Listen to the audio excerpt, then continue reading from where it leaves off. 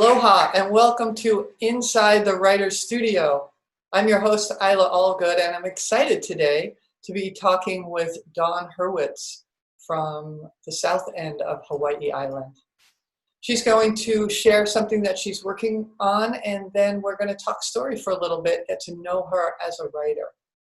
So please welcome Dawn. Thank you so much for inviting me. It's a little scary because I'm just stepping my toe into finishing my first draft for the second time. I guess that's supposed to be second draft, but it really is first. And I have the beginning of it to share with you today. And in the beginning of my story, I have a photograph. So my story is a memoir. I've lived a very unusual life, one that most people wouldn't go towards, but it's worked for me. And consequently, I have a lot of stories to tell about it. So here is the photo of me as a babe. I'm sorry for the reflections, but that is the photo. Very unusual photo for a children's photo, but there you go. Okay. Put my glasses on. The name of my book is called Psychedelic Wild Child. This is the prelude. Wait, what? Oh no, I have to do it all over again. Was hoping to not repeat this one more time, yet here I am, in this body of a tiny girl, and I have no control of it. I can't remember what got me here. It's like waking from a dream. You can almost see flashing glimpses of what happened, but the scene slips away by shifting clouds. What didn't I get right? Okay, here I go. Give it up. Try again. If only I could recall why. I do know now. I know in my gut. I know in my soul. I know we all reincarnate from one form to another. Can I prove it? Not a chance. I only know. I look at that picture of me as a babe, sitting, propped up, placed in that dotted dress with that tight, puffy sleeves, tiny fists clenched. That look of frustration on my face says it all. What am I doing here? Why is this happening to me? They tried to put a ribbon around my head, make me pretty. They tried to make me comfortable. How could I be? Back in a body, on Earth, in the changing times to come? I would have to pioneer, spearhead a movement of equality, change, no one telling me what to do. They all wanted to tell me what to do. Not a chance. I know what to do. I know it by instinct. I'll get it right this time and I'll go on. My mother says I came into this world with a mission. My grandmother mused I was already awake when she woke up, just sitting by myself, quietly occupied, plotting and planning. My teachers always had to check that box on the back of my report card. Does not follow directions. Self-driven and stubborn as they come. Yep, you got that right. But it doesn't mean I don't have compassion, that I don't want to share, that I would not be kind. Okay, there were those moments I couldn't explain why I had that outburst, why I ran ahead of the crowd, why I left because I couldn't help myself. I had someplace to go and something to do. It was bigger than anything else. It was hard for others to keep up with me. I didn't fit into the normal molds. It wasn't possible. I wouldn't dare.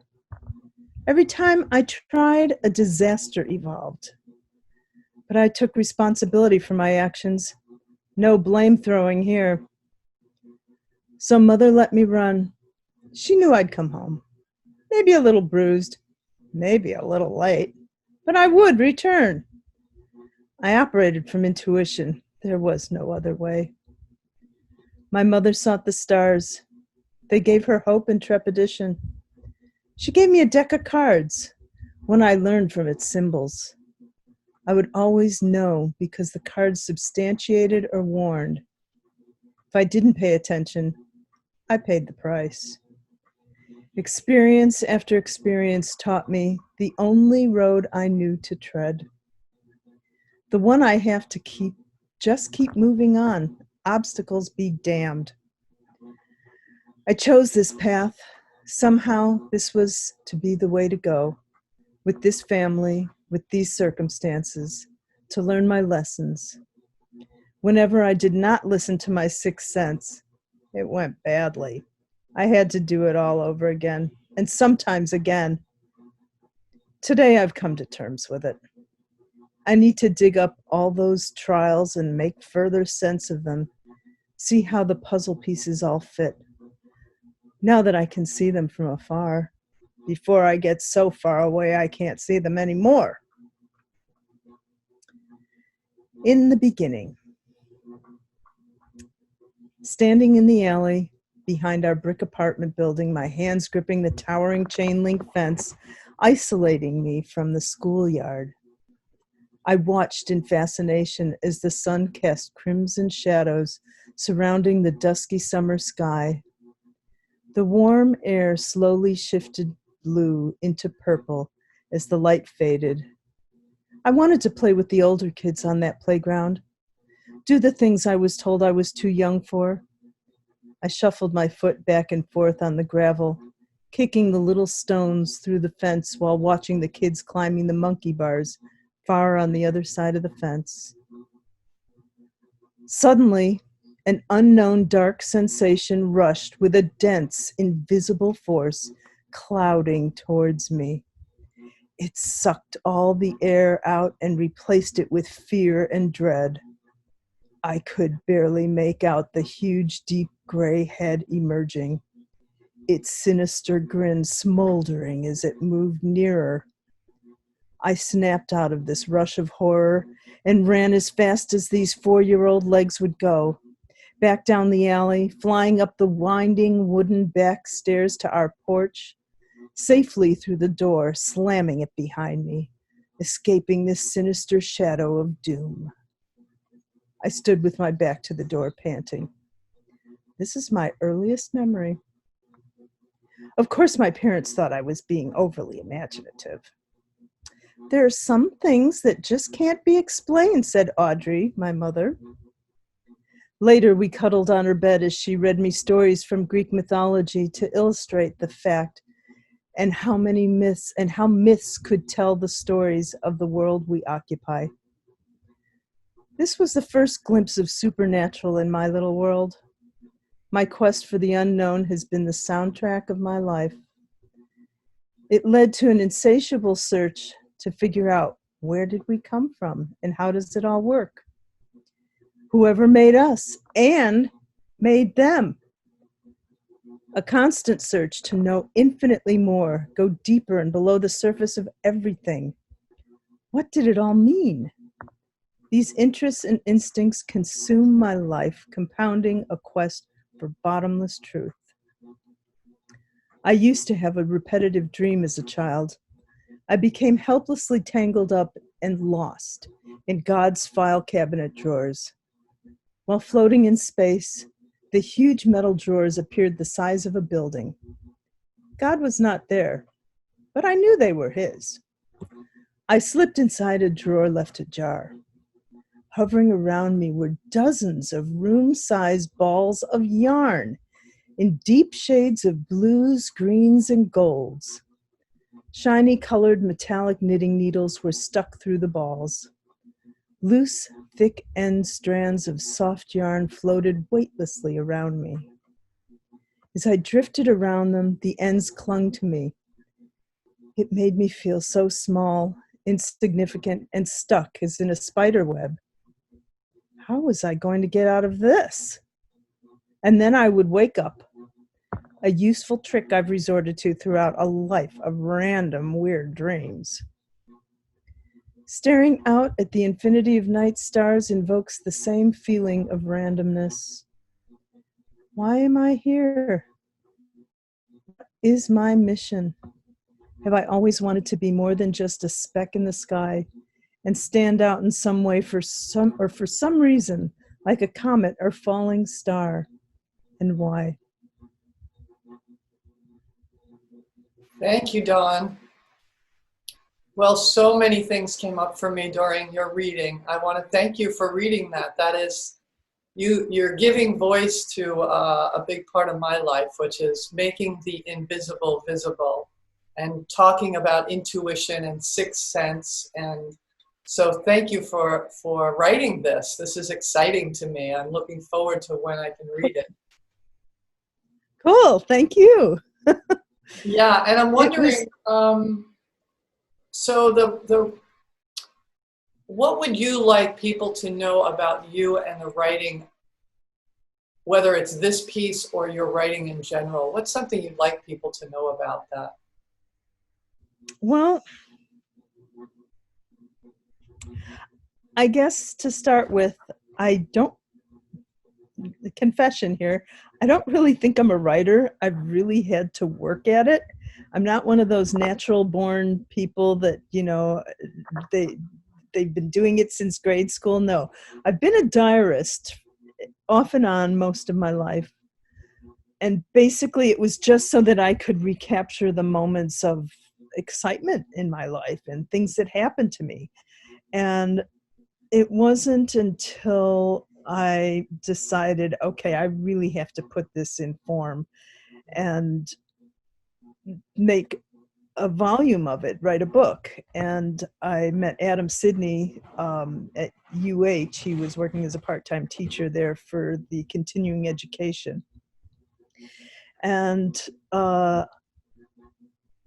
he taught me about narrative writing and how to put a story together, and it was very helpful.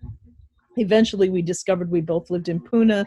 One thing led to another. I told him that I would organize the Pune writers' workshops, and he could just walk in the door and teach. And so that's sort of how that all happened. And Pune writers' workshops has been going on for almost 4 years now. Wow. Well, you bring up a good point for people who are watching who maybe they write and don't think of themselves as writers, or there's this, I don't know if it's a mystery or mystique around, am I a writer, am I not a writer, and why we even have to label ourselves as anything, right? Right?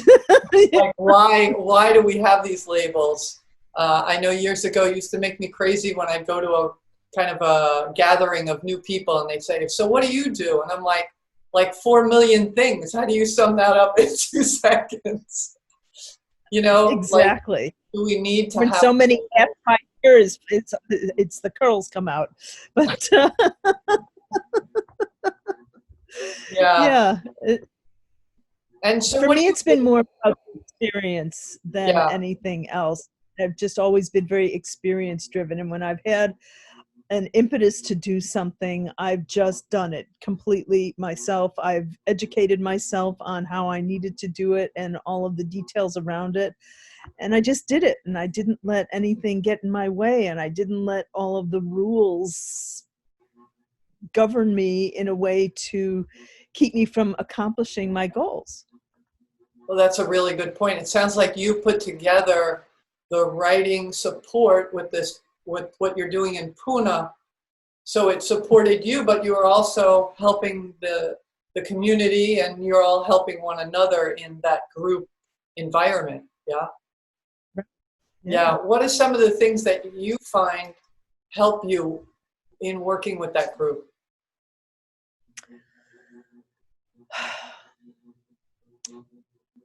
Well, one of the really interesting things that we do as a writers group, which I understand not all writers groups do this, is we are, sorry for that, we only give each other positive critique. We do not give any personal, I don't like that. That Yeah. doesn't work for me. It's not that. You have to qualify why it doesn't work, and it has to be objective, and it has to be positive, and it has to be driven in a way so that you can make it sound the way it needs to sound.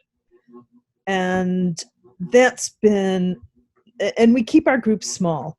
Right now I'm working with a group of 4 other women, Mhm. and everyone is working on a project, and so our group is very project driven. We started out having 2 different kinds of group. Well, we started out with one group and we called it the entry level, and basically it was just learning to write a narrative and all of the details around that. And so it was really a workshop.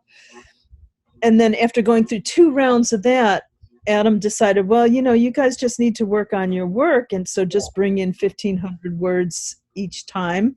You'll read, we'll do critique, and then it just really improved all of our work so much. It's I really great. appreciate the fact that you talk about it, giving each other positive feedback, because I'm often called a Pollyanna because I like to frame things in the positive. And it doesn't mean that in other words, if I write something and you read it and it really doesn't land for you, you just say that it doesn't really land for me, versus, oh, I don't like it, or this is, this is not good writing, or judgy, that whole judgy thing. It doesn't help us Yeah, take our work to the next level or take anything to the next level. exactly.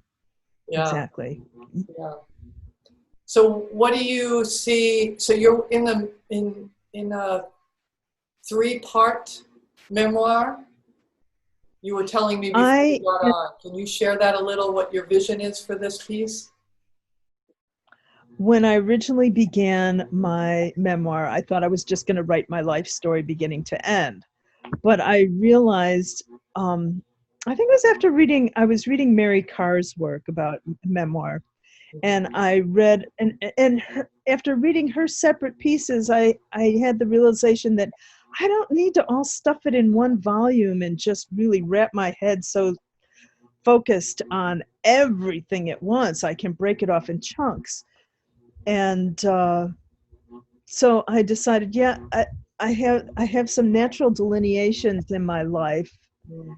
and so this one goes from it starts off in my childhood. I left home at 16 to join a commune in California. I'm originally from Chicago, Mhm. and I joined this commune called the Source Family. We were kind of infamous here in the islands for a while, but I think we're okay now.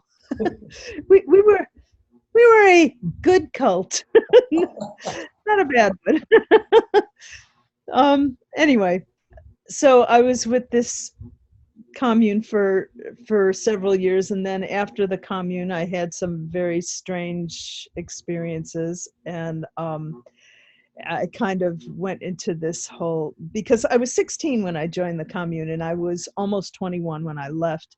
Mm. And so I really had none of that life experience. And so when I stepped out the door from this protective bubble, I just kind of like fell down the rabbit hole, so to speak.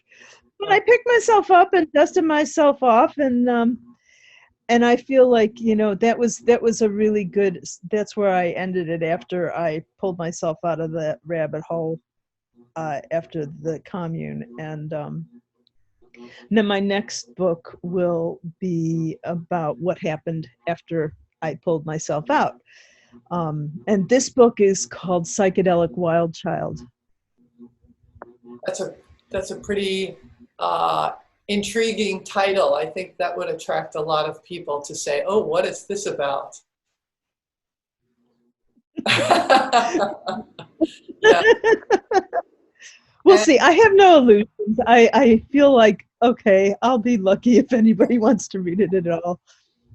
well, you write for your. I mean, I write for myself initially, and then I hope that maybe after I've crafted it, that maybe somebody, if they read it, it would trigger something for them. Either it would be an escape from something that they're dealing with, or maybe it'll trigger their own memories or their own experiences or their own emotions in a way that, you know, that bring us all together. Sure, sure. And I found that too also with meeting in my workshops, because when I read these stories to these other women, and one she was a professor of English at University of Nebraska, and I mean, I know they're all kind of amazed at my experiences and my ability to transform them in words. Yes. Yeah, that's really what it's about, because, you know, many of us have had all kinds of experiences, but how do you put it into words in a way that feels right for you and where people can understand what you're saying? So yeah, well, congratulations. I want to encourage you to keep going, and I look forward to maybe we can revisit when that one gets published. How does that sound? Oh, that sounds great. Yeah. All right. Well, Dawn, Yeah, thank you so much. Thank you so much for being on the show today. And I want to let people know, if they want to know more about the Hawaii Writers Guild, you can go to the website hawaiiwritersguild.com, and there's also a Facebook page if you're a Facebook person, Hawaii Writers Guild. And until next time, aloha, everyone.